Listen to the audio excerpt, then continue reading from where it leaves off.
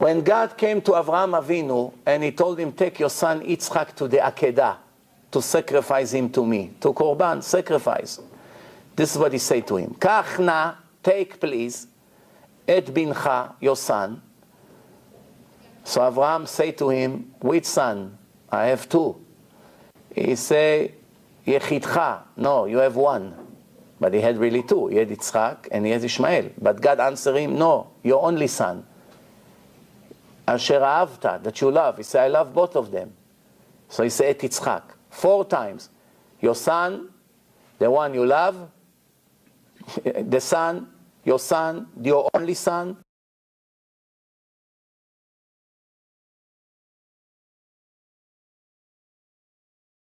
The one you love, Yitzchak.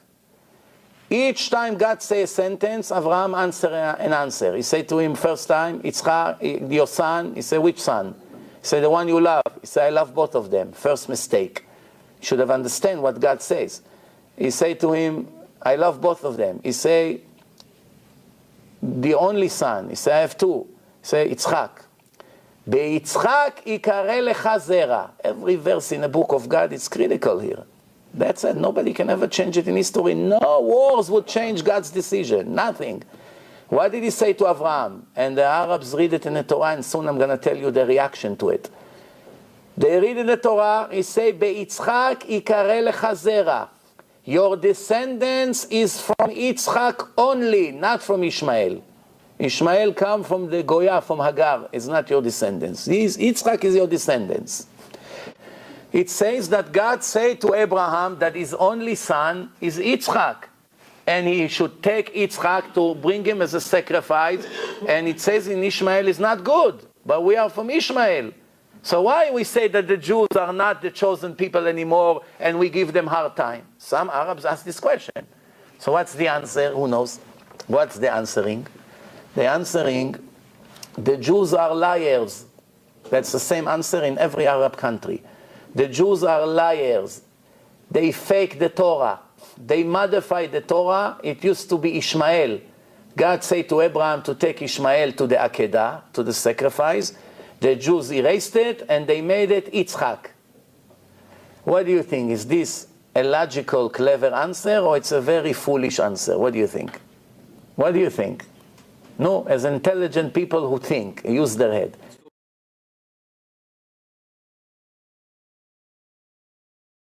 Genesis 16:16 describes how Abraham was 86 years old when Ishmael was born to his wife.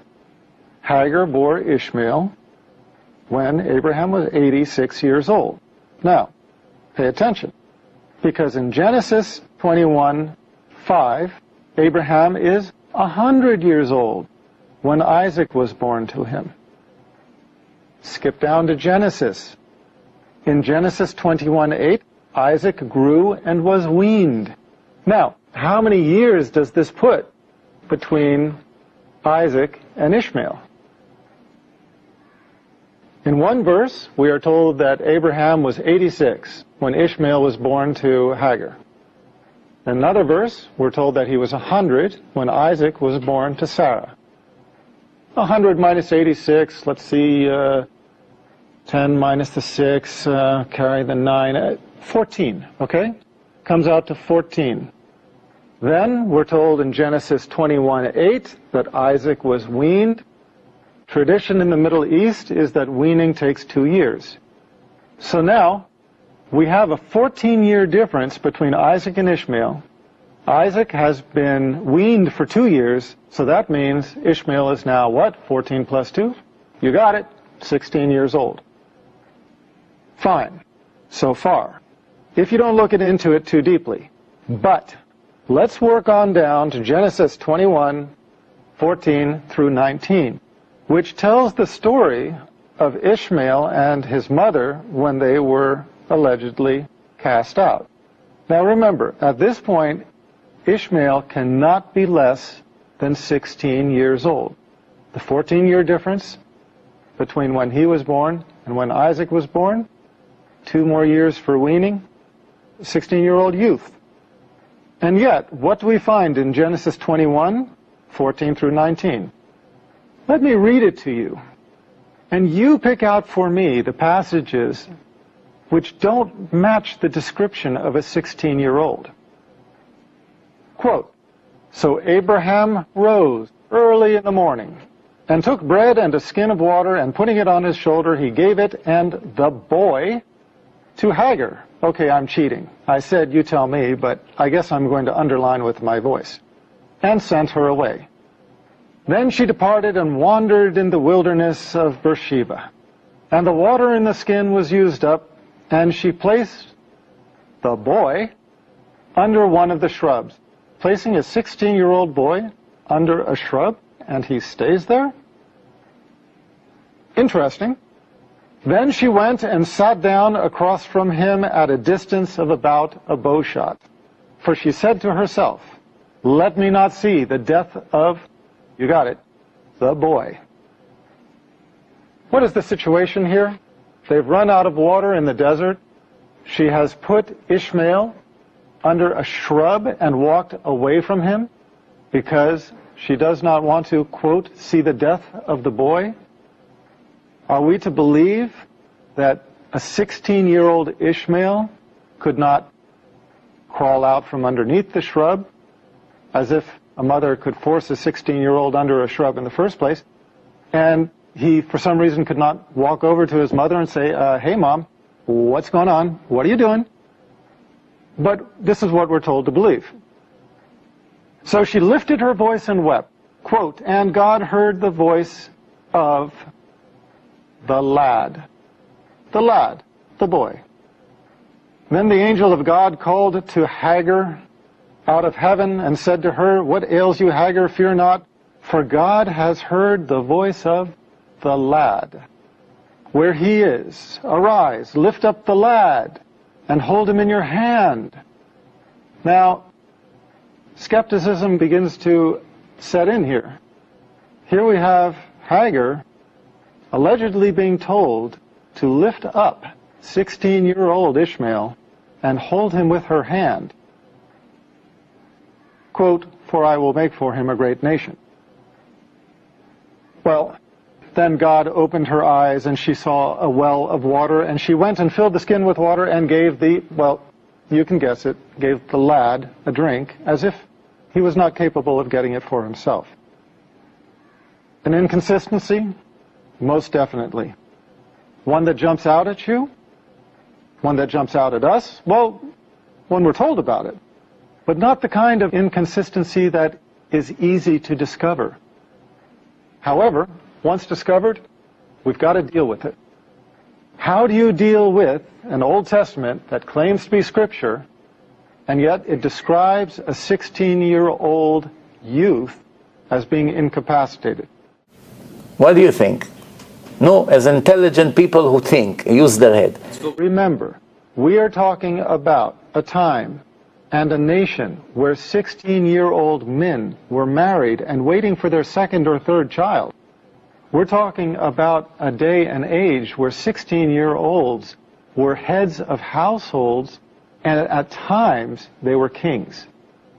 And we're told that this 16-year-old, healthy youth was being treated like an incapacitated child.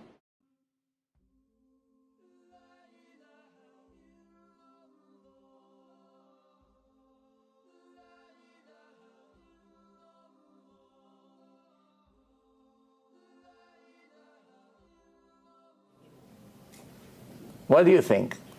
No, as intelligent people who think, use their head.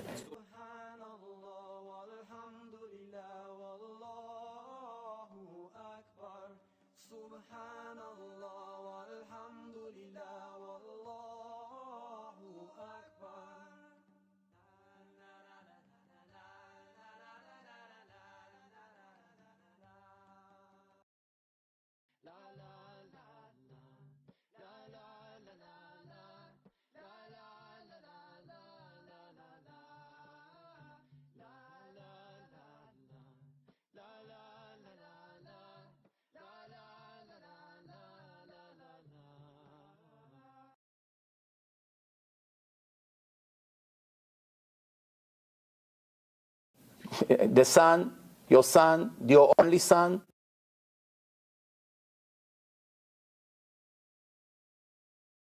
Now the Bible also supports the Muslim position regarding Ishmael being the sacrificial son. I will quote to you the following passage. Genesis chapter 22 says the following. God said, take your son, your only son who you love, Isaac. According to Strong's Concordance, the word Yahid was seen by the ancient Jews to mean only begotten son, as the theological word book of the Old Testament confirms. Also, according to Gesenius's lexicon, the word Yahid means only, especially only begotten or only child. Hence, the way an ancient Jew would read this passage is in the following way. Take your son, your only begotten son. When was Isaac the only begotten son of Abraham? If Ishmael was 14 years older than Isaac, then this means that for 14 years, Ishmael was the one and only begotten son of Abraham. What do you think? No, as intelligent people who think, use their head.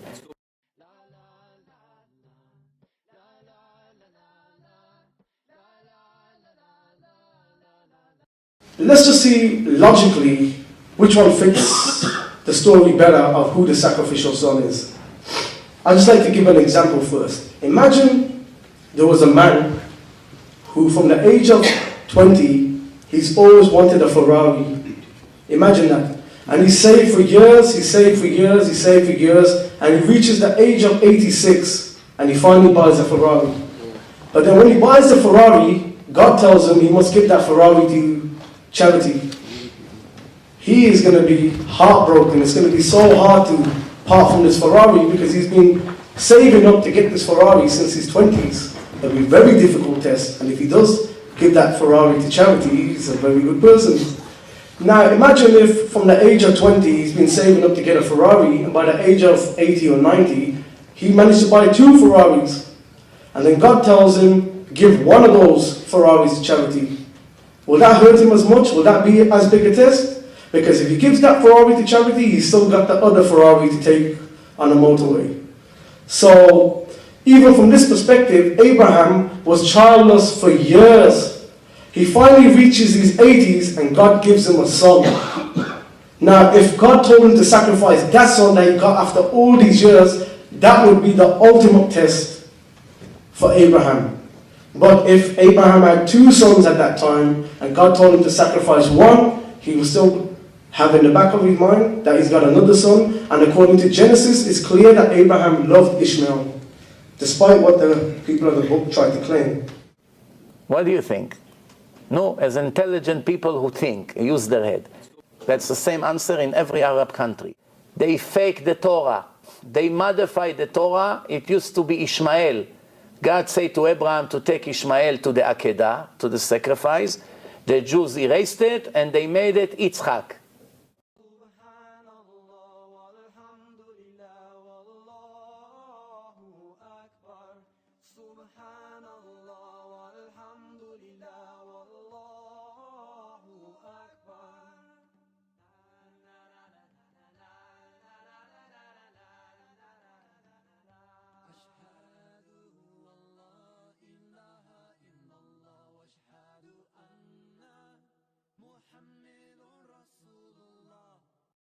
قولوا آمنا بالله وما أنزل إلينا وما أنزل إلى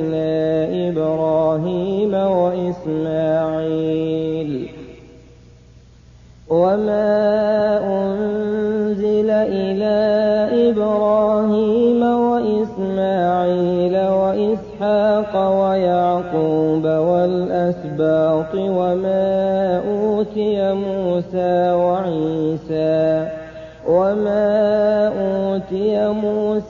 وعيسى وما أوتي النبيون من ربهم لا نفرق بين أحد منهم ونحن له مسلمون. There is only one God, La ilaha illallah.